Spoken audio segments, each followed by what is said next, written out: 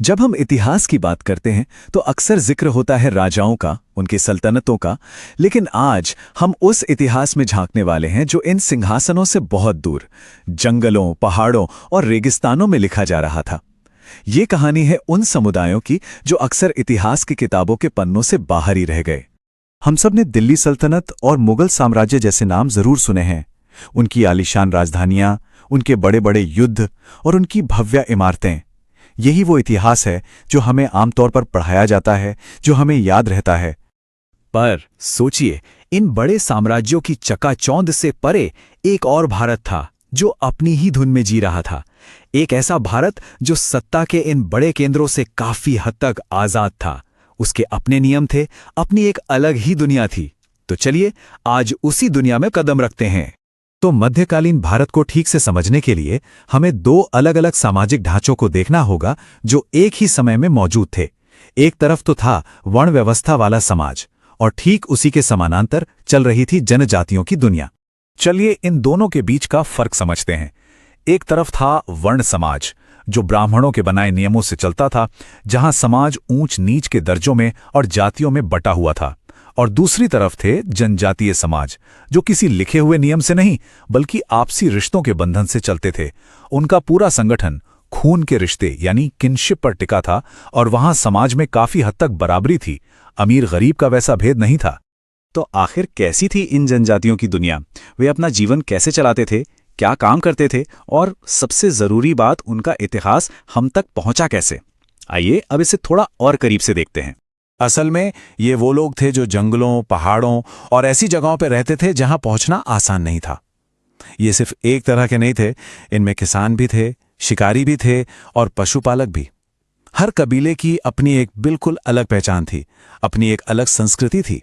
इनके समाज की जो बुनियाद थी वो था क्लैन, या जिसे हम कुल भी कहते हैं। इसका सीधा सा मतलब है परिवारों का एक ऐसा समूह जो ये मानता हो कि वो सब एक ही पूर्वज की संतान है, और यही रिश्तेदारी का बंधन उनकी एकता और उनकी ताकत का सबसे बड़ा जरिया था।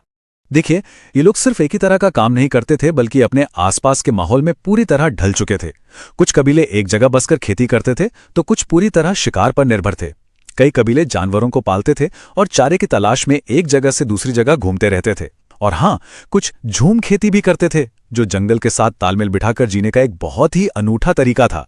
और यहां सबसे दिलचस्प बात आती है, इनका इतिहास कागज पर नहीं लिखा गया बल्कि लोगों की यादों और उनकी जुबान पर जिंदा रहा। इतिहासकारों के लिए ये एक चुनौती भी है और एक अनमोल खजाना भी। उनकी कहानियां, उनके गीत, उनकी परंपराएं, यही वो धागे हैं जिनसे हम आज उनके अतीत की एक तस्वीर बना पाते हैं जो पीढ़ी दर पीढ़ी हम तक पहुंची हैं। अब बात करते हैं उन समूहों की जो हमेशा सफर पर रहते थे। ये घुमंतू लोग सिर्फ यात्री नहीं थे, ये तो समझिए कि मध्यकालीन भारत की अर्थव्यवस्था की धड़कन थे। वो नसें थीं जो पूरे उपमहाद्वीप को एक दूसरे से जोड़ रही थीं। यहाँ एक बहुत ही कमाल का लेन देन चल रहा था। गांव में बसे किसान अनाज उगाते थे, कपड़े और बर्तन जैसी चीजें बनाते थे, और दूसरी तरफ घुमंतू पशुचारक अपने जानवरों से मिलने वाले उत्पाद जैसे कि ऊन, घी, ये सब लेकर आते थे और किसानों के सामान से बदल लेते थे। मतलब दोनों ही एक दूसरे की जरूरतें पूरी कर रहे थे। और इस लेन देन की दुनिया में सबसे बड़ा नाम था बंजारों का। उनके जो विशाल कारवां होते थे जिनमें हजारों बैल और सैकड़ों लोग होते थे, उन्हें टांडा कहा जाता था। ये सिर्फ एक काफिला नहीं था, ये अपने आप में एक चलता फिरता बाजार था। जरा इस नंबर पर गौर कीजिए, 1,00,000 बैल। ये सिर्फ एक बंजारा टांडा था जो मुगल फौज के लिए अनाज ढो रहा था।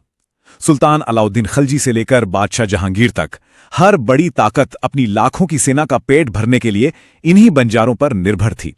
कह सकते हैं कि ये उस जमाने की सबसे बड़ी लॉजिस्टिक्स कंपनी थे। 17वीं सदी में एक अंग्रेज व्यापारी पीटर मुंडी ने अपनी आंखों से जो देखा वो हैरान करने वाला था। उसने लिखा कि बंजारे सिर्फ सामान ढोने वाले मजदूर नहीं हैं, वे तो खुद व्यापारी हैं। उनके टांडा में बीवी बच्चे, बैल, कुत्ते, मतलब पूरा का पूरा घर परिवार साथ चलता था। ये एक चलता फिरता शहर था जो पूरे भारत की आर्थिक नसों में दौड़ रहा था। लेकिन वक्त के साथ कुछ बदला। कुछ कबीले इतने ताकतवर हो गए कि उन्होंने अपने छोटे छोटे समूहों को बड़े और संगठित राज्यों में बदल दिया। चलिए अब ऐसे ही दो ताकतवर राज्यों की कहानी जानते हैं, गोंड और अहोम। और ये एक बहुत बड़ा सामाजिक बदलाव था। जैसे जैसे इन कबीलों की ताकत और जमीन बढ़ी, उनका बराबरी पर आधारित समाज बदलने लगा। अब समाज में ऊंच नीच की भावना आने लगी और कबीले के सरदार अब राजा बनने लगे। राजपूतों जैसी सामाजिक मान्यता पाने की चाह में गोंड राजाओं ने ब्राह्मणों को जमीनें दान में दी और इससे एक नया, ज्यादा जटिल सामाजिक ढांचा तैयार हो गया। गोंड साम्राज्य का प्रशासन कितना व्यवस्थित था, इसका अंदाजा इसी बात से लगा सकते हैं। पूरा राज्य गढ़ों में बटा था और हर गढ़ पर एक खास गोंड कुल का नियंत्रण था। फिर हर गढ़ को 84 गांवों की यूनिट, जिसे 84 कहते थे, उसमें बांटा गया और फिर हर 84 को 12-12 गांवों की यूनिट यानी बरहोत में बांटा गया था। ये एक बहुत ही कुशल और संगठित सिस्टम था। और गोंड शक्ति की सबसे बड़ी मिसाल थी रानी दुर्गावती। वो एक चंदेल राजपूत राजकुमारी थीं, जिनकी शादी गोंड राजा के बेटे दलपत से हुई थी। पति की जल्दी मृत्यु हो जाने के बाद उन्होंने अपने छोटे बेटे की तरफ से शासन संभाला और राज्य को नई ऊंचाइयों तक पहुंचाया।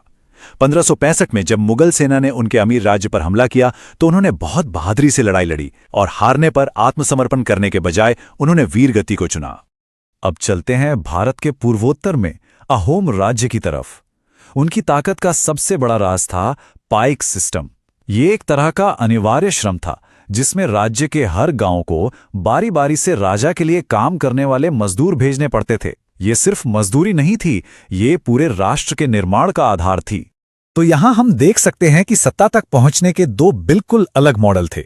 एक तरफ गोंड थे, जिन्होंने जंगली हाथियों जैसे संसाधनों का व्यापार करके और हिंदू समाज के साथ जुड़कर अपनी ताकत बढ़ाई। वहीं दूसरी तरफ अहोम थे, जिन्होंने एक जबरदस्त सैन्य संगठन, बारूद के इस्तेमाल और पाइक सिस्टम के दम पर एक ऐसा मजबूत राज्य बनाया जिसका मुकाबला मुगल भी आसानी से नहीं कर पाए। तो सदियों तक चले इस मेलजोल और कभी कभी टकराव का आखिर नतीजा क्या निकला? चलिए इस कहानी के आखिरी पड़ाव पर चलते हैं और इस लंबी ऐतिहासिक प्रक्रिया की विरासत को समझने की कोशिश करते हैं। तो जो मुख्य बात निकल कर आती है वो ये है कि ये बदलाव एक तरफा बिल्कुल नहीं था। ये एक टू वे स्ट्रीट थी।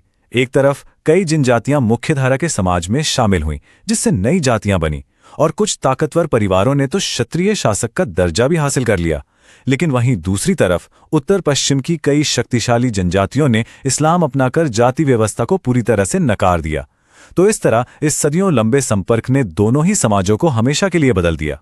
और ये पूरा विश्लेषण हमें आज के एक बहुत ही जरूरी सवाल पर लाके छोड़ देता है। ये जो सदियों का इतिहास हमने देखा, जिसमें मेलजोल भी है, विलय भी है और संघर्ष भी है, इसने आज के भारत में सरकार और आदिवासी समुदायों के बीच के जटिल संबंधों की नींव कैसे रखी है। ये इतिहास हमें याद दिलाता है कि आज के जो मुद्दे हैं उनकी जड़ें बहुत गहरी हैं। इस पर सोचना हम सब के लिए बहुत जरूरी है।